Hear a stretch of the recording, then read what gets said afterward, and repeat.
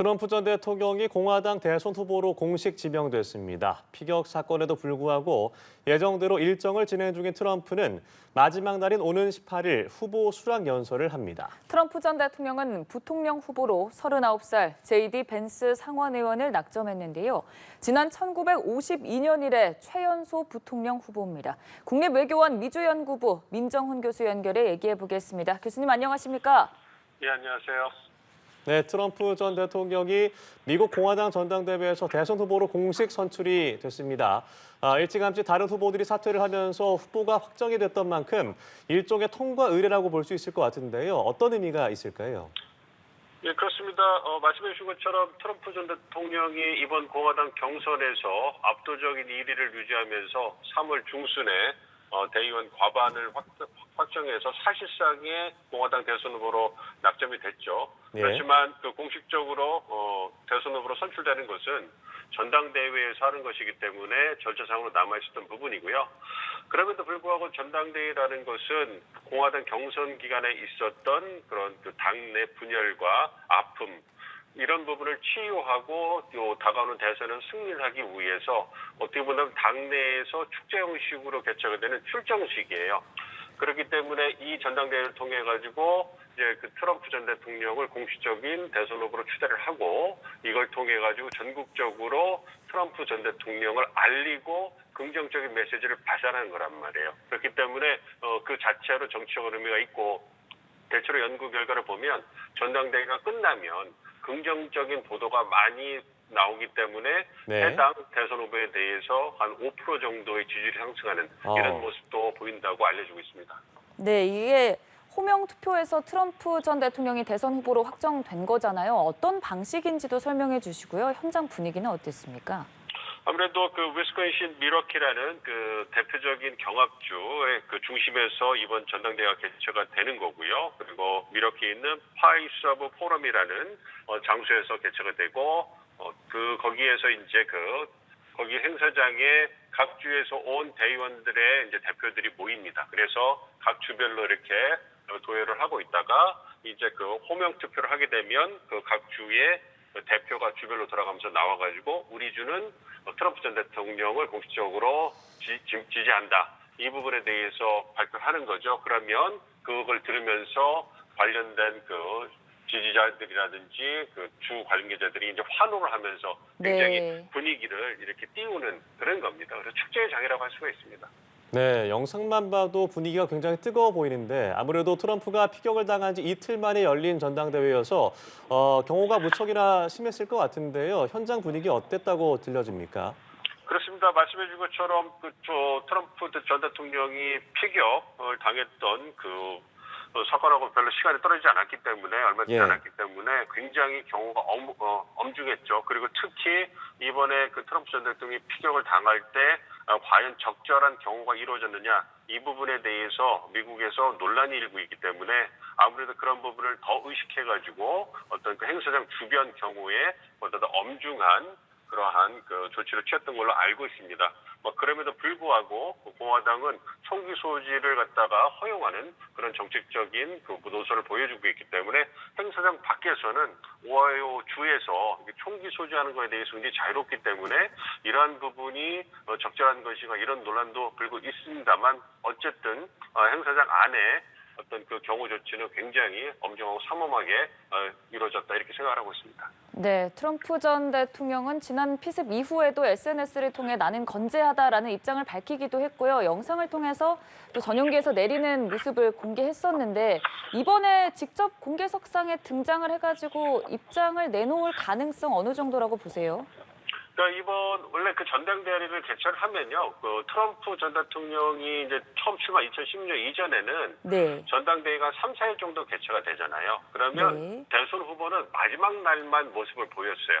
일종의 신비주의라고 할까요? 그래서 이제 그 지지자들이라고 어떤 시청자들을 굉장히 좀 애를 타게 하면서 분위기를 극도로 이제 끌어올리는 이러한 연출을 했는데 트럼프 전 대통령은 그러한 예초에 관례를 좀 깨고 그 전당대회 첫날인가요? 이튿날인가요? 그때부터 이제 그 모습을 보이면서 어떤 네. 그 지지층에게 굉장히 어필하는 모습을 보였거든요. 그렇기 때문에 이번에도 그럴 가능성이 있습니다. 그 18일 날 마지막 날 어떤 공식 수락 연설을 통해 가지고 이제 그 자신이 대통령으로 선출되면 어떠한 정책적인 모습을 보일 것인가 이거를 미국 국민들에게 알릴 건데 그 이전에도 자주자주 모습을 보이면서 지지자들의 환호에 다합하는 그러한 모습을 보일 가능성이 있습니다. 네, 트럼프 전 대통령이 열기를 끌어올리고 있습니다. 말씀하신 것처럼 18일에 있을 대선 후보직 수락 연설이 주목이 되는데요. 어떤 내용이 주를 이룰 것이라고 보세요? 아무래도 그 트럼프 전 대통령 그 측에서는 이번에 그 일련의 사고와 행사들, 지난달 말에 개최된 1차 대통령 토론에서 승리했다는 평가가 지배적이죠. 거기에다가 어떤 그 최근에 총격 사건으로 인해 가지고 트럼프 전 대통령이 강인한 대통령으로서의 모습, 후보로서의 모습을 보여줬기 때문에 어떻게 보면 불사조 뭐 이러면서 티셔츠까지 판매가 되고 있잖아요. 이런 모습들, 그래서 긍정적인 이미지가 발산이 되고 있고 이번에 또 전당대회를 통해 가지고 이제 그 당내를 통합하고 대선 후보로 공식 추대되는 이런 축제 분위기, 긍정적인 메시지가 막 나오고 있단 말이에요. 그러니까 트럼프 전 대통령 입장에서는 이번 대선 캠페인의 그 프레임을 바이든 행정부의 실정을 부각시키고 자신이 정책인 어떤 그 탄압을 받고 있다 이런 부분을 강조하는 데 방점을 찍었었는데 이러한 일련의 사건들을 겪으면서 판단해 보기에 이번 대선 캠페인에서 승기를 잡았다. 그렇기 때문에 더 이상 그 바이든 대통령을 공격하는 것보다는 선두주자로서 보다 더 좀 포용적이고 통합을 강조하는 모습을 보여주면서 어떤 미래의 미국 대통령으로서의 긍정적인 모습을 보여주는 게 더 나을 수 있다는 판단을 가진 것 같아요. 그래서 언론 보도에 나오는 것처럼 그 원래 작성됐던 그 연설문은 바이든 행정부를 강하게 비판하면서 그 대안으로서 트럼프 2기 행정부의 어떤 장점을 부각시키려고 했는데 그런 모습을 좀 감소가 시키고 그런 부분을 감소를 시키고 통합과 치유 이런 부분에 방점을 찍으면서 이제 트럼프 전 대통령이 미국의 대통령으로서 리더로서 어떤 그 통합을 이끄는 이러한 모습을 강조하지 않을까 이렇게 예상을 하고 있습니다. 그러면 현지에서 지난 주말 피습 사건 이후에 트럼프 전 대통령이 좀 승기를 잡았다라고 보는 시각이 많아진 겁니까? 그렇습니다. 아무래도 조금 전에 보도해 주신 것처럼 트럼프 전 대통령이 공식으로 선출되니까 어떤 미국 주가가 상승하고요. 관련 트럼프 대통령이 우호적으로 얘기하는 비트코인이라든지 가상화폐 이런 부분에 주가가 막 폭등하고 이런 모습을 보여주잖아요. 그런 걸 반응하고 또한 트럼프 대통령의 대선 승리 확률이 거의 70% 육박하고 있단 말이에요. 네. 그런 건 이제 증가하고 있거든요. 그렇기 때문에 이러한 부분을 반영해서 직전까지 여론조사도 트럼프 전 대통령이 바뀌기지만 앞서는 게 많았기 때문에 이러한 부분에서 어느 정도 보다 더 승리에 대한 확신을 더 갖게 된 게 아닌가. 그래서 부정적으로 공격하는 이런 네거티브 캠페인에서 어떤 선두 주자로서 포용하면서 장점을 강조하는 이런 포지티브 캠페인으로 좀 전환을 한 것이 아닌가 이렇게 생각을 하고 있습니다. 네, 트럼프 전 대통령 이 자리에서 같이 출마할 러닝메이트 부통령 후보로 84년생의 젊은 39살의 제이디 벤스 상원 의원을 지명했습니다. 어떤 인물로 알려져 있고 트럼프 전 대통령과 어떤 관계로 알려져 있습니까? 예, 조금 전에 보도에 나온 것처럼 제이디 벤스 오하이오 상원 의원은 정치 어떻게 보면 신인이에요. 39살이고 그래서 굉장히 젊은 상원 의원이고요. 2022년 중간선거에서 오하이오주 상원의원으로 당선이 돼가지고 이제 첫 번째 상원의원으로서 연방 상원의원으로서 임기를 시작하는 그러한 신인이죠. 그래서 이러한 정치적 신인을 트럼프 전 대통령이 부통령 후보로 낙점한 이유를 정치적으로 생각을 해본다면 일단 트럼프 전 대통령이 나이가 좀 많으시잖아요. 바이든 대통령보다는 고령 리스크에서 좀 자유롭다고 하지만 여전히 고령 리스크로 어떤 논란이 되고 있기 때문에 이런 부분에서 젊은 후보를 이제 낙점함으로써 이제 그러한 고령 리스크를 좀 불식시키는 효과 있을 것이고요. 그 다음에 두 번째 이 제이디 벤스라는 분이 아무래도 오하이오주 출신이기 때문에 전형적인 러스트 벨트 경합주 출신이란 말이에요.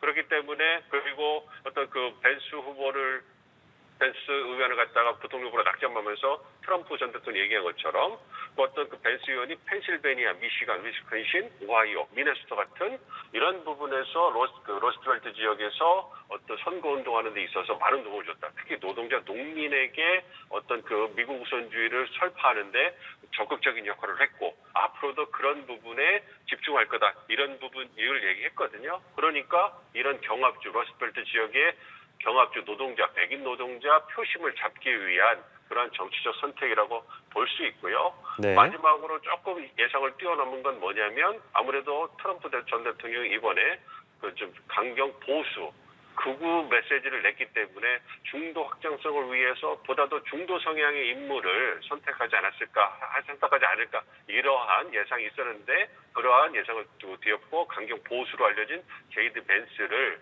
선택했기 때문에 이런 부분은 어떤 승리에 대한 자신감을 바탕으로 해가지고 자신의 정책적 그 입장을 강하게 밀어붙이는 한 팀이 돼서 두 후보가 강하게 밀어붙이는 그러한 모습을 보여주면서 지지층을 보다 더 결집하고 동원하는데 방점을 찍겠다는 그런 메시지가 있는 것으로 생각하고 있습니다. 네, 이 벤스 의원이 가진 상징적인 의미를 좀 높게 받아들였다라고 평가를 하셨는데 앞으로 어찌됐든 러닝메이트로서 일을 함께 하게 되잖아요. 두 사람이 손발이 좀 잘 맞을까요?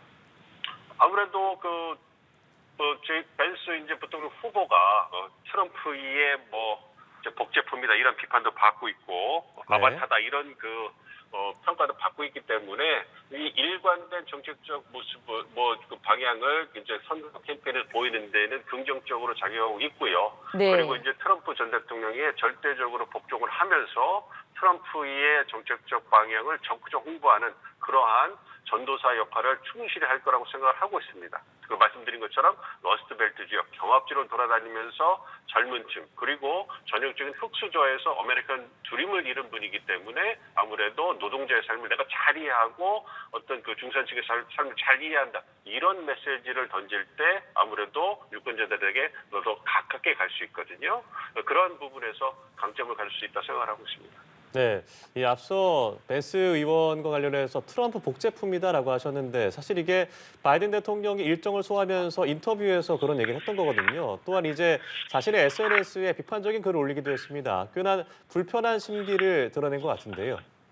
이제 견제를 하는 것이죠. 바이든 대통령 입장에서는 두 후보가 공화당 부통령 후보가 결정이 됐고, 예. 제이드 벤스라는 부통령 후보가 갖고 있는 그런 정책적 입장이라든지 이슈에 관한 입장을 봤을 때, 이제 트럼프 전 대통령은 거의 일치하니까 이 부분에서 이제 그 트럼프 전 대통령 공격하는 것과 마찬가지 연장선상에서 이제 그 공격을 하는 것이고요. 특히 이제 그런 부분을 강조하는 거잖아요. 그 메시지를 보면 벤스 후보가 노동자 계층의 얘기를 하지만 그 벤스와 트럼프 그 두 후보는 어떤 중산층에 대한 세금을 인상하고 부자 감세를 추진하려고 한다. 네. 그래서 트럼프하고 정책 주장이 비슷하다. 그러면서 자기와 차별화를 두는 거예요. 개인적인 어떤 원한이 있다고 생각하지는 않지만 정책적인 측면에서 차별화를 통해 가지고 자신의 정책적인 그 입장이 훨씬 더 지향점이 미국 유권자들 중산층들에게 좋은 것이다. 이 부분을 강조하는 것이고요. 이러한 그 입장은 향후에 남은